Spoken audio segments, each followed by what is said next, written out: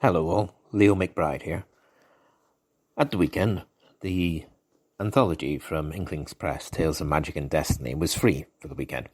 And I promised, if there was enough retweets of the announcement, that I would record an audio version of the story.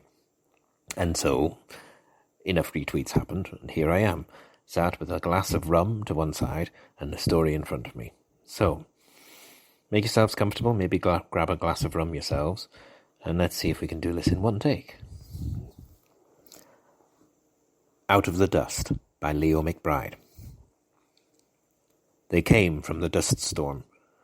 The sands of the dry had been beating at the gates of Oshar's Rest for 3 days when Terras heard old Habard call down from the watchtower. "Walkers!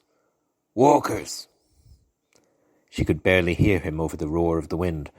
Behind her, the villagers huddled indoors, thanking the gods for the stockade that kept the sand at bay, as she pressed a cloth over her face and broke cover, hefting her mace in one hand. "How many?" she roared. "And how far?" "7," shouted Habard. "Hard to tell how far. Close. Hard to see far in this." 7. They could handle 7. Maybe.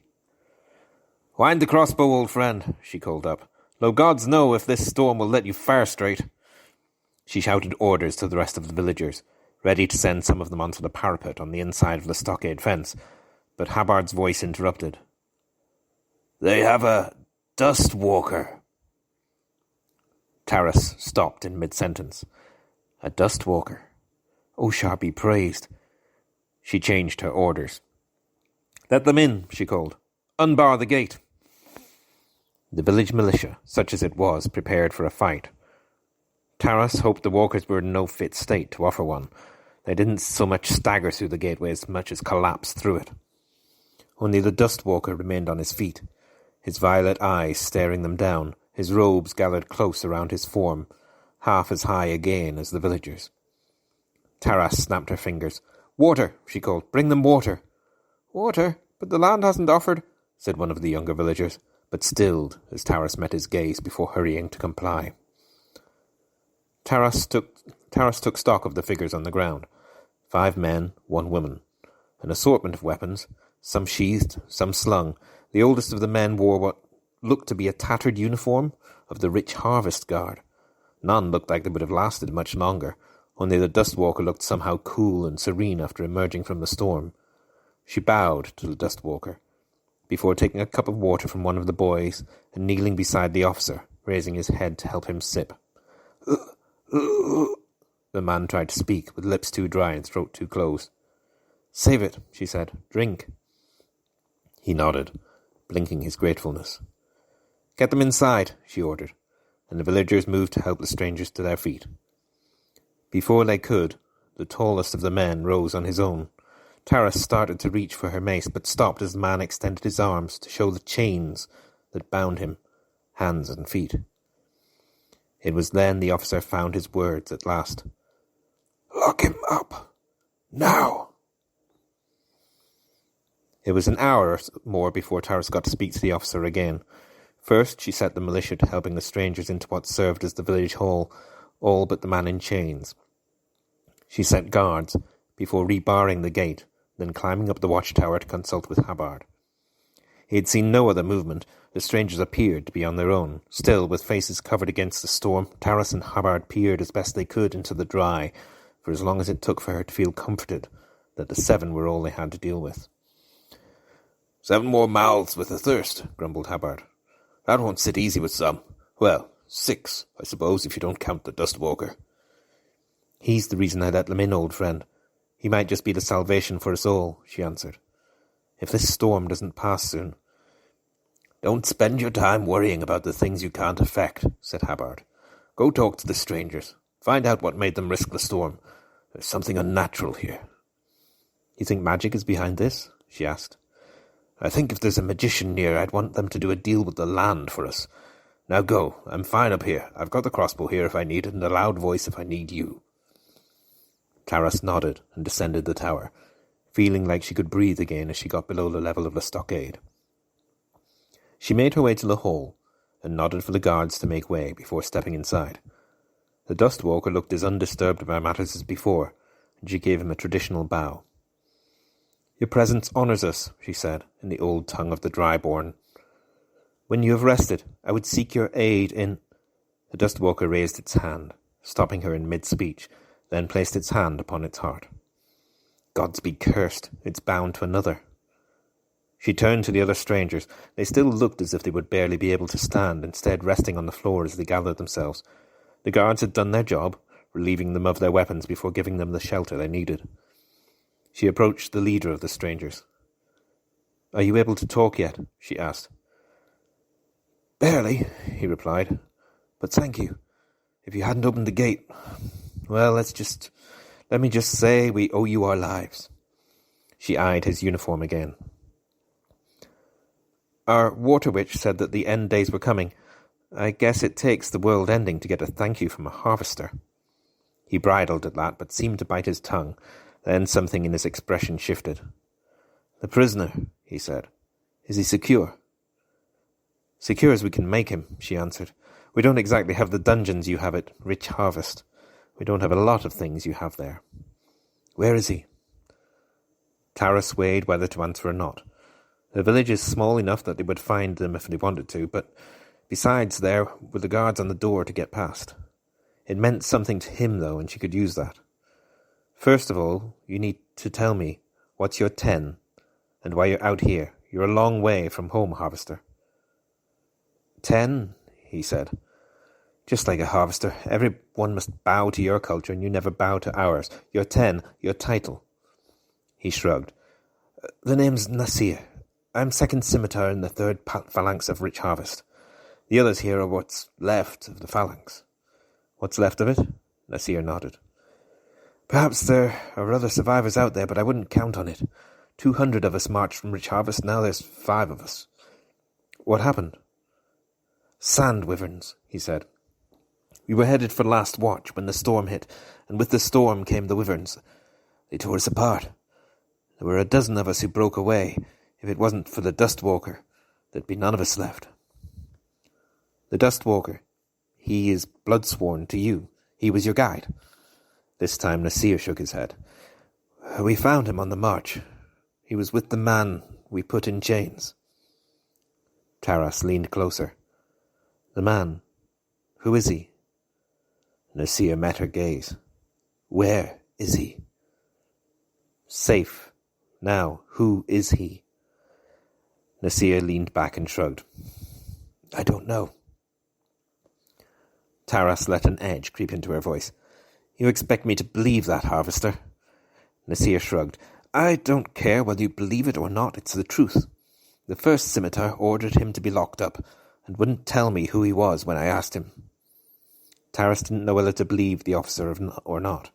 Was he lying? What would he gain if he lied? "What did he tell you?" she asked. Nasir leaned closer and kept his voice low enough that the others in the room wouldn't hear. "He told me just one thing. That's the most dangerous man in the land."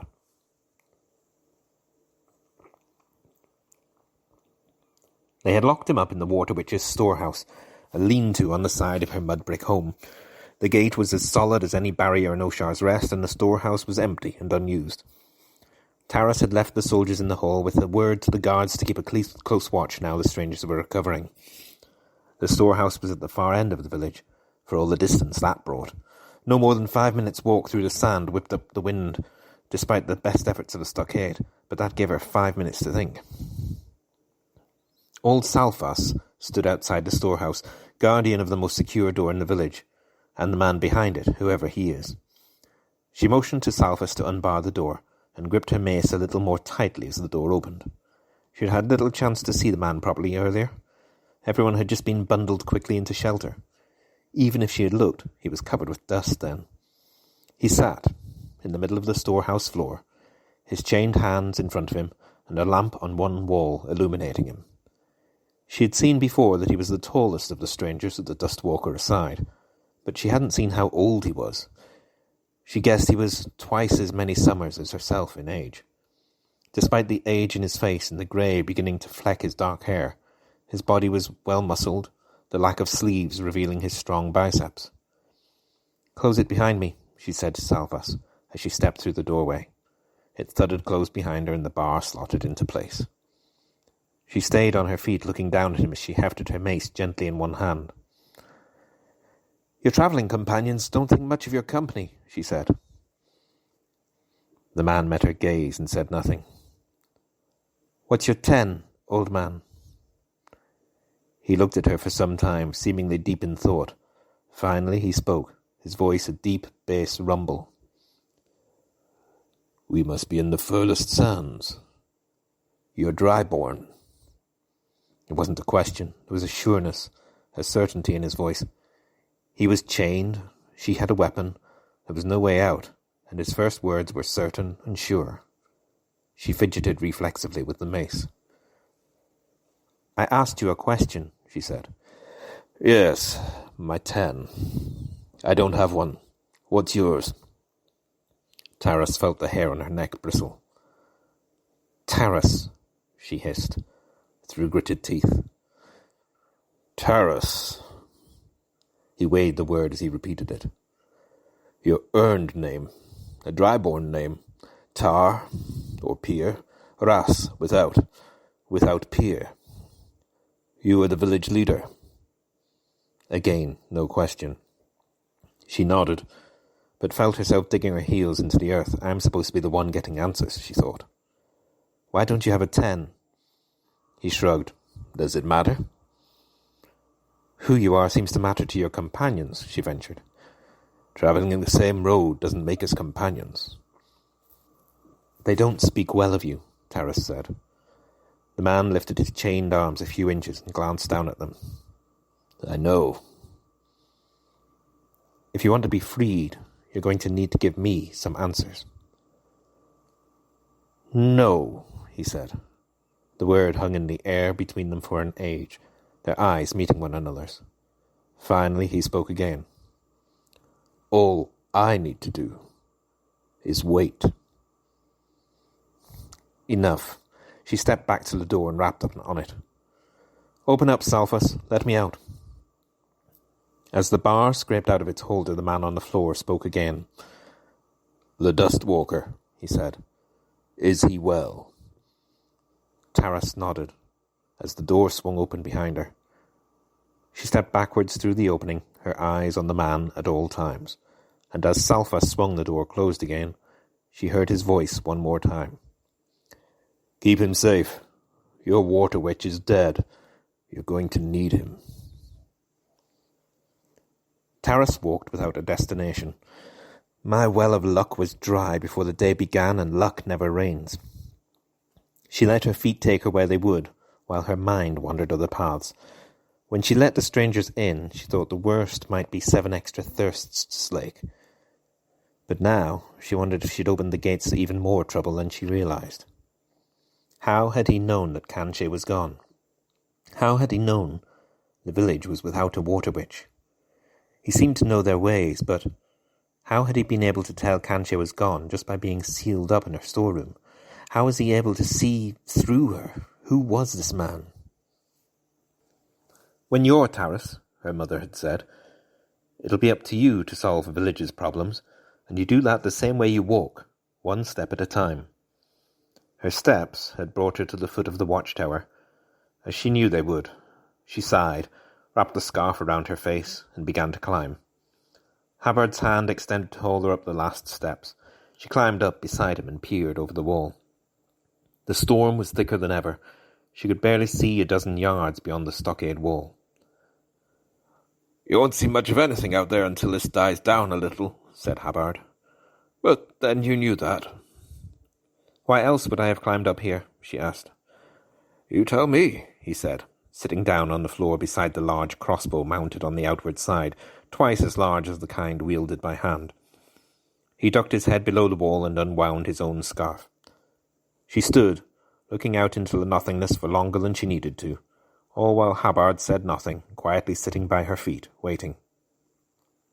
"You can be annoying, you know, old man," she said, as she finally slumped down next to him. "Your mother used to say the same, back when she was Taras." Taras reached for the bowl of water Hubbard had beside him, but stopped herself until she met his eyes and he gently nodded. She sipped, though she wanted more, then put the bowl down. "I shouldn't have let them in," she said. "Village first. I should have left the door barred. They're harvesters too, it's not like they care for us." Hubbard let her words hang between them. "Mother also used to tell me it wasn't easy being Taras, making the decisions for the whole village. She didn't tell me there'd be moments like this, where the whole village's future rests on what we do next.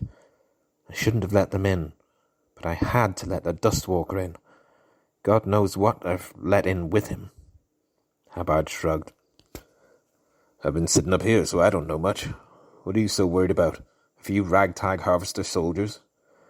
"The leader of them," said Taras, "he's fairly experienced, a second saber, but he's afraid of the one in chains, and having spoken to the prisoner, he's got me worried too. He's a prisoner, but he shows no fear. He was sitting right in front of me in chains, and it felt like he was in charge." Hubbard reached for the bowl of water now, took a sip of his own, then set the bowl down. "If he's a danger to the village, why not kill him?" Taras thought long and hard about that before answering. Maybe that would be the safest course. If the harvesters are afraid of him, maybe that's what I should do to protect the village, but it doesn't feel right, not yet. He's given us no reason to act so quickly against him. Besides, the Dustwalker is blood sworn to him. It won't do a thing for us if he doesn't want it to. With Kanche gone, we're going to need the Dustwalker, and it won't do that while it's under oath to him. I don't know what will happen if we break that oath by killing him. If he's a danger, then he's a danger we've got to risk." Hubbard nodded, and a silence fell between the two of them as he let her think. That was one of the things she appreciated about Hubbard. It was why she came to him. He didn't try and solve the problems for her, but he listened and let her think until she had the solution herself. It was Hubbard who broke the silence. "Wait. What is that?" He cocked an ear upwards towards the roar of the storm. Carefully he stood, peering out into the raging winds. Taras followed suit. She could hear nothing but the howl of the wind, the sound of the sand beating on the wooden stockade walls. The two of them stood, straining their senses, and then she heard it too, a screech.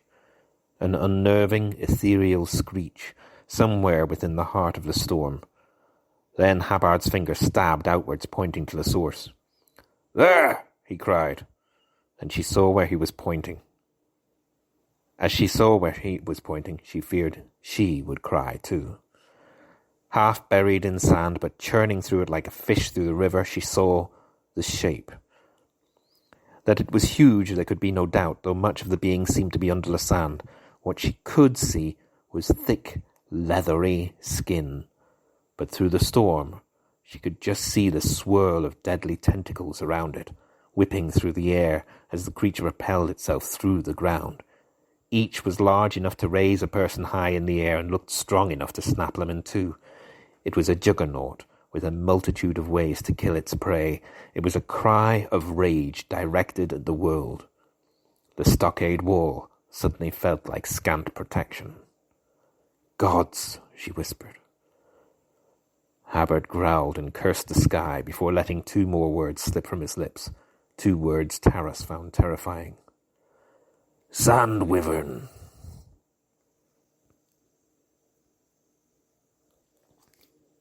Taras slid down the ladder to the watchtower, a prayer to Oshar on her lips. As she reached the bottom, the prayer turned into a shout as she started barking instructions to all who could hear to arm up and prepare for a fight.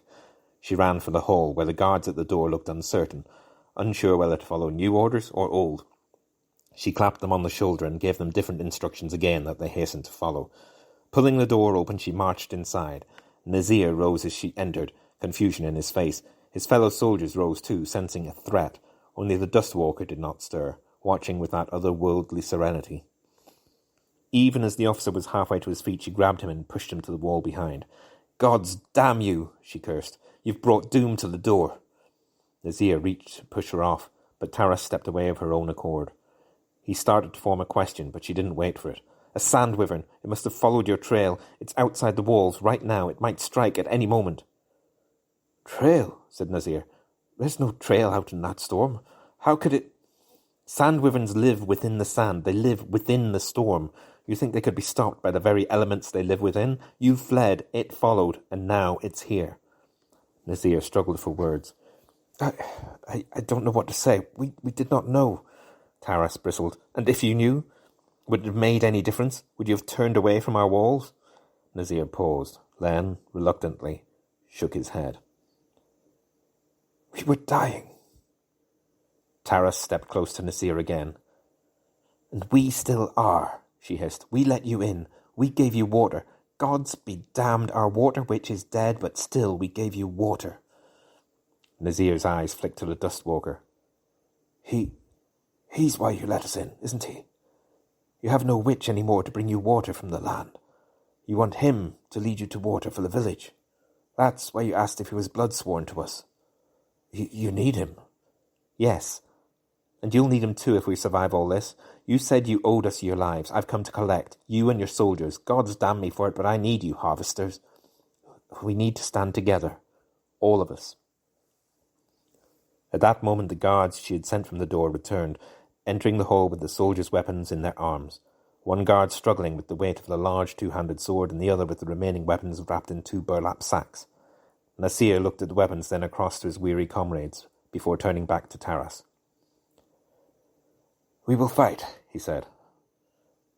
But not the prisoner. Taras snarled at him. Why not him? Nasir walked to the guards and reached for the two-hander. The guard looked for Taras's approval before she gave a curt nod. This is the prisoner's sword, he said. Leave it here, and leave him locked up. My soldiers will fight, and if we live, we take him back to Rich Harvest. My commander was the best soldier I ever knew, the bravest fighter I ever saw, and if he was afraid of the prisoner, then we should leave him where he is. I don't want to have to watch my back in the middle of the battle. Do that, and the rest of us, we'll fight. We'll die if we have to. I meant it when I said we owed you our lives, no matter what you think of us harvesters. He hefted the sword and offered it hilt first to Taras. She took it from him with a grunt, the weight of it more than she could comfortably hold. She planted it in the earthen ground of the hole, then extended her arm to Nasir, each clasping one another at the wrist. She nodded. No name stays out of it, so we are bound, she said. So we are bound, he replied. All told, there were 30 villagers of fighting age, including Taras and Habard. Old Salfas she left guarding the prisoner, while the Dustwalker she assigned a couple of the youngsters to watch over in the hall. She needed him safe. The soldiers gathered their weapons and joined the villagers in preparation for the battle. The woman from their number, named Alistrasa, went to join Habard in the watchtower. Nasir took the other 3 and climbed up to the parapet that ran around the inside of the stockade wall. Taras herself went to the gate, close enough to the watchtower to hear any shouts, close enough to the parapet steps to climb up if need be. The blacksmith, Gulfrey, went along the parapet, handing out javelins she had made to be thrown down from above if the beast came close. She cautioned each villager as she went to stay their hand until the creature was close enough that the javelin might have a chance of piercing its hide. Taras saw Habard winding the huge crossbow, locking its fearsome spring back in place and laying one of the foot-long quarrels in place. She hefted her mace in her hand, for all the good she thought it might do her. Turn away, she thought, willing the creature outside to leave her village alone. Turn away. It's coming, came the cry from Alistrasa in the watchtower, and Taras's heart broke. It hit the stockade wall, near old Salfas's home first, not breaking through but sending a ripple along the barrier. It turned and made its way along the outside of the wall, feeling its way, the sound of its razor-sharp tentacles cutting into the wood of the wall as they whipped around, setting Taras's teeth on edge. She gripped the mace tighter. The wall had held, she thought. For now, her inner voice answered. As the sand wyverns circled the walls, some of the defenders hurled down their javelins as it passed. Some missed. Some shouted their success at striking their target, but the cries of joy faded as they saw the javelins remaining embedded in the creature and the beast not slowing. One heavy impact with the wall sent one villager tumbling over the parapet, young Malice, and as he fell, Tara saw the tip of a tentacle wrap around him and whip him down to the sand below. There was a horrible scream, ended by a wet, sharp, clacking noise, and Malice screamed no more. "I don't have a shot," shouted Hubbard over the wind. "I'll have to wait until it backs away from the wall."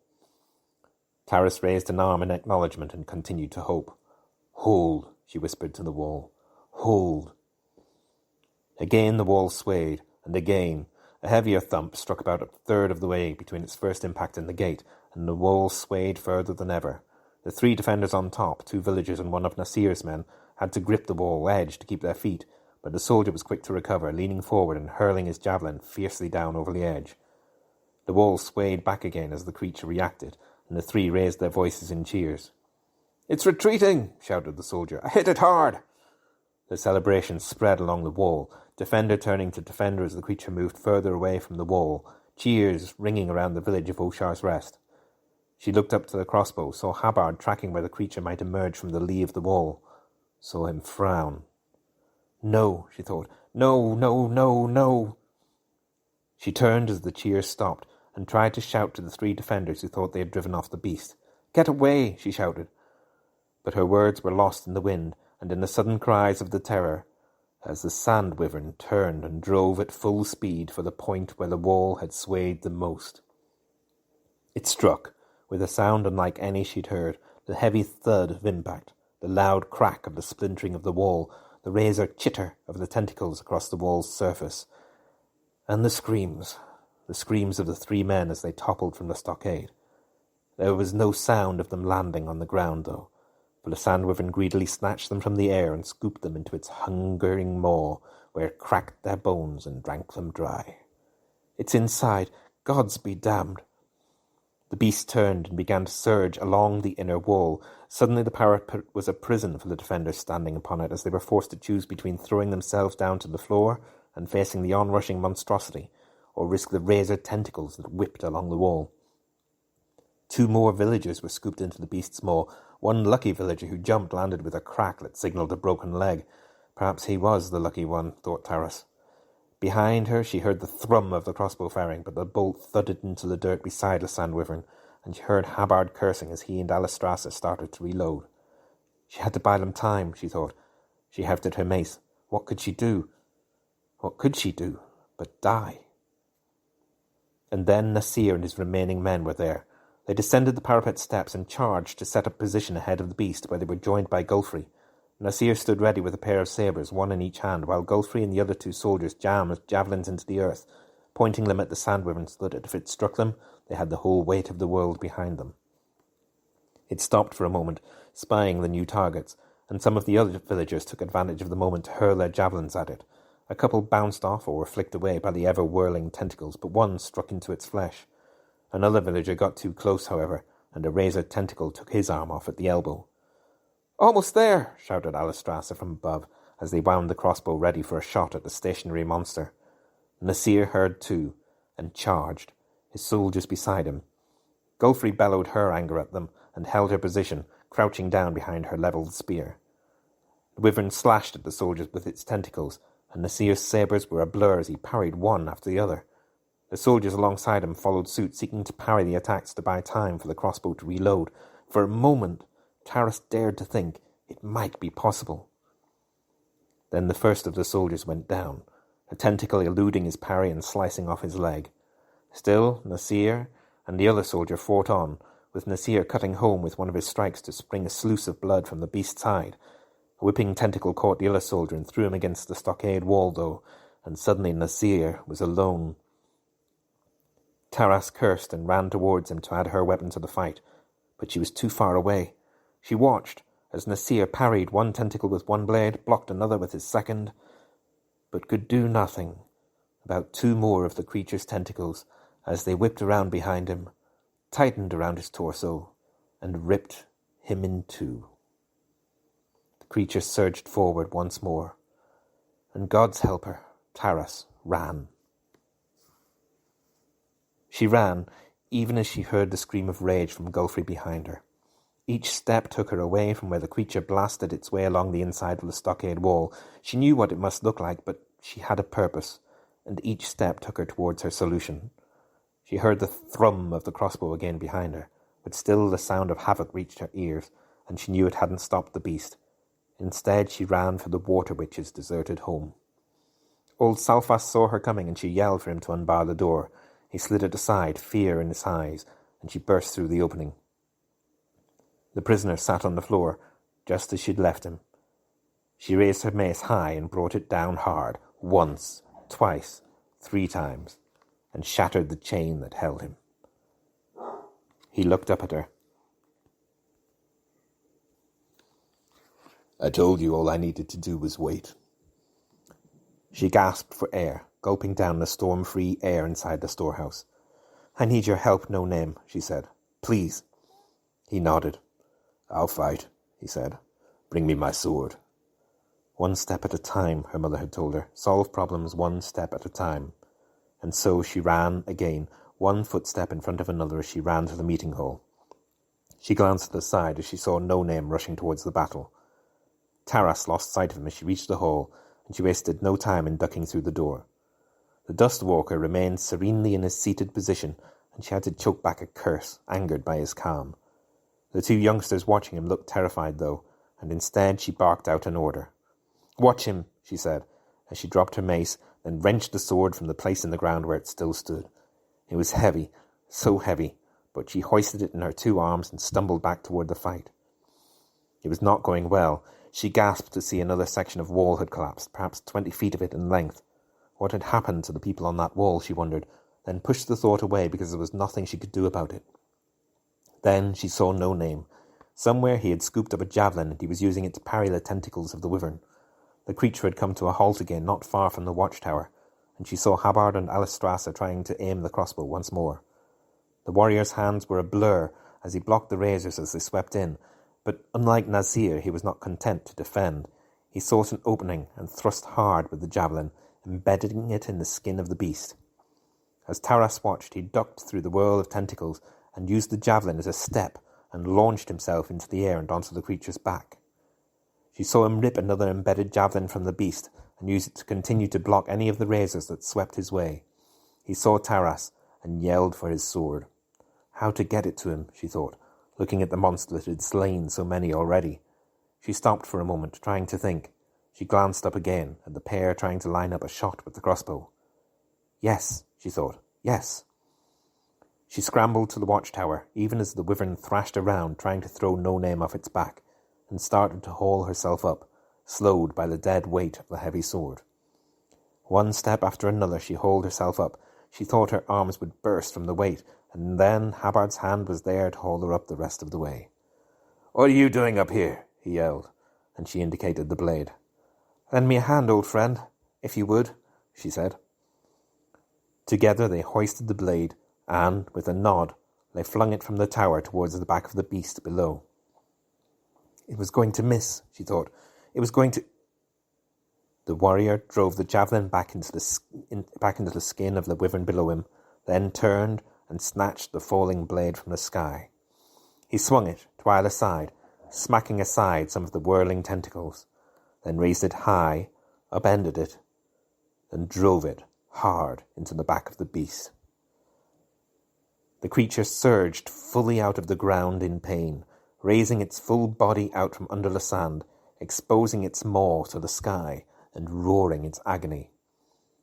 Beside her, Taras heard a cry of "Yes!" from Alistrasse next to her, as she fired the crossbow, and the deadly, heavy bolt launched itself deep into that roaring maw.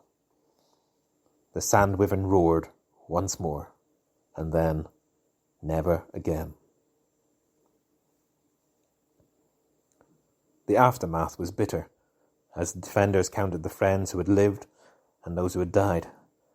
Somewhere amid the fight the storm had eased, slipping away with the passing of the beast that had dwelt within it. Gulfrey was among the dead, and Taras cursed. That cry of rage would linger long in her ears. One of the other strangers had survived, though the one who had been thrown into the stockade wall, and Alistrasse was overwhelmed in not being the only one of her phalanx to survive. The two had hugged, then mourned those who had gone. The warrior sat on the ground beside the dead sand wyvern, just the way he had sat on the floor in the storeroom. He didn't react as Taras approached him, She hardly knew what to say, but the words came. "I broke a promise, No Name," she said. "I told Nasir I wouldn't free you." He nodded. "Sometimes we make promises we can't keep," he said. She looked at him closely. "What promises did you break?" she asked. For a long time he looked her in the eyes. When they talked earlier he had seemed so sure, so certain, but now he looked somehow lost.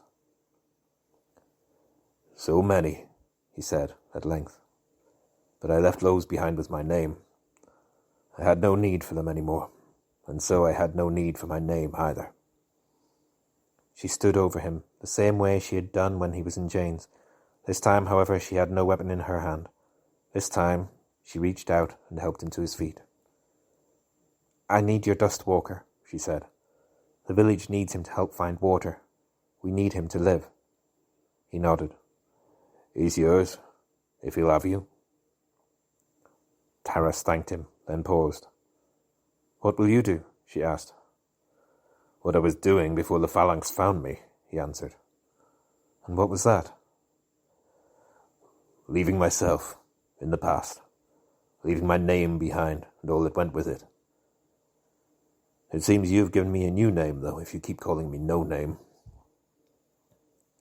"Perhaps I have," she said. "Though it's a name born in the dry, so it should be a dry-born name. You're without title, so I shall call you Ras Ten." The warrior smiled. "Rastan," he said. "I like that. Perhaps I'll keep it." "Will you stay?" she asked. He shook his head. "I can leave my past behind, but it won't always leave me behind," he said. "And all this would be worthless if it comes to find me here. Thank you, but no." Taras raised her hand to his shoulder, rested it there for a moment, then turned to look at the remnants of her village. It would take a lot to rebuild it, but she would do it, one step at a time. That's Out of the Dust. It's included in the Tales of Magic and Destiny anthology from Inklings Press. It features Rastan, who is a character who appears in other stories of mine, and who one day will hopefully get his full outing in a novel. But these things have to get written. Thanks for listening. Hope you enjoyed. I hope the glass of rum that you had was as good as the one that I did too. Okay? Thank you and goodbye.